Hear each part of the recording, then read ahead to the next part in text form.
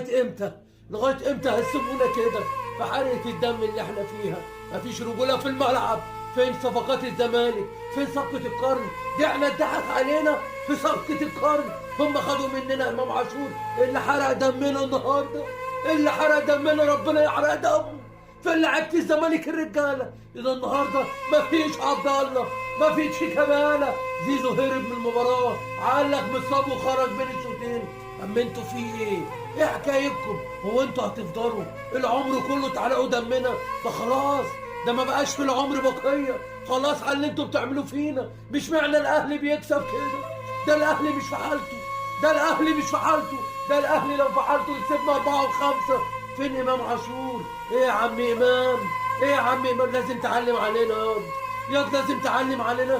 ده احنا الزمالك يا ابني اللي ربناك، ده احنا يا ابني الزمالك اللي خيره عليك وكبرك. تعمل كده يا ابني